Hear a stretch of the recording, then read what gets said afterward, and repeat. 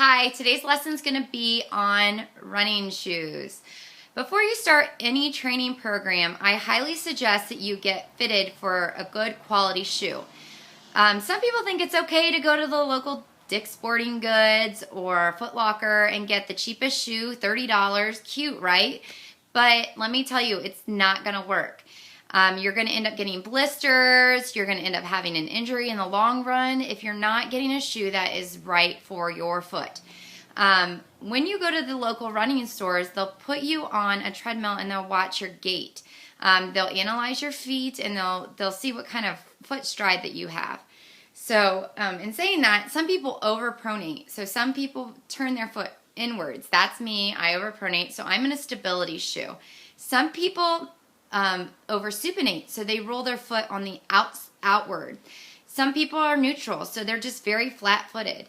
So basically, if we all had the same foot stride, Under Armour or Nike or Asics or Brooks, they would only have one running shoe.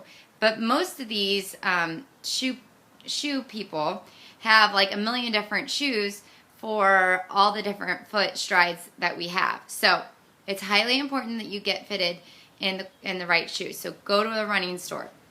If you live an hour or 2 hours away from a running store, I highly suggest that you make that hike to that store, just because it's so important to understand why you have to get fitted.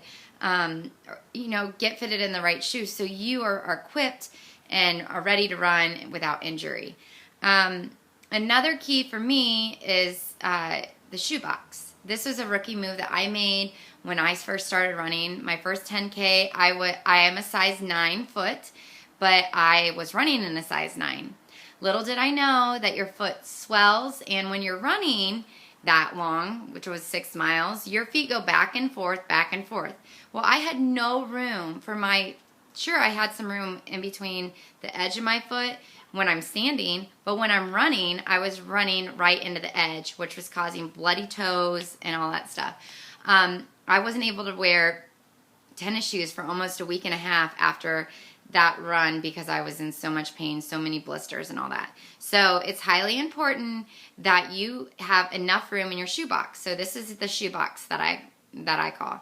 I now run in a size 10 shoe. I walk and do all my activities in a size 10 because I want to make sure that I never have to go through that pain again. So I always go an inch larger than what I normally wear. So like a flip-flop, I wear a 9, but in a running shoe or any kind of workout shoe, I run a 10. So it's very important that you make sure that, running stores, they will do that.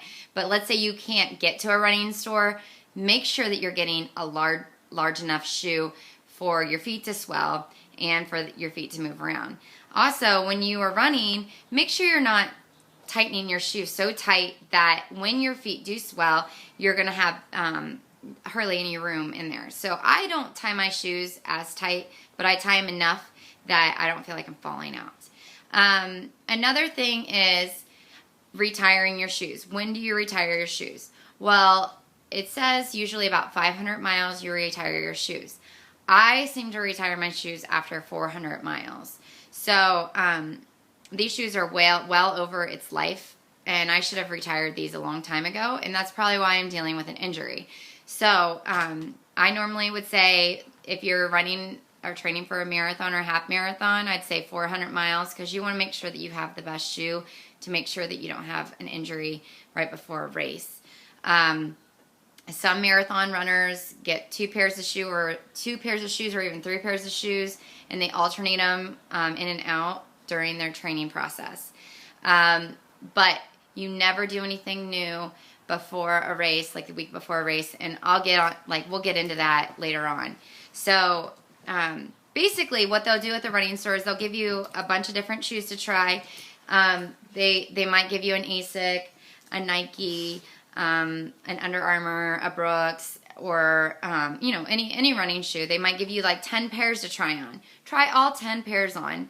They'll ask you to run around the store, or they ask you to get on a treadmill. If they don't, tell them you want to run in it.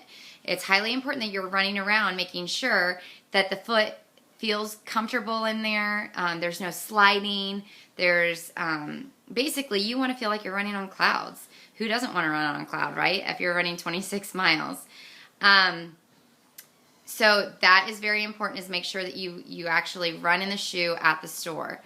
Another thing that is important is that if you, let's say you got the shoe, you go home and you run, let's say 6 miles or walk 6 miles, and you get home and you notice that you are starting to have a blister. I was told a long time ago, my first store that I went to, that you shouldn't be breaking shoes in. The shoe should already feel like it's been broken in on your first run. So if you have a blister, you need to take your shoe back right away and be like, these aren't working for me. What can I do? Help me out. So they'll give you another shoe to work in. So if you, let's say you've ran in the shoe for 3 or 4 times and you don't like them, take them back.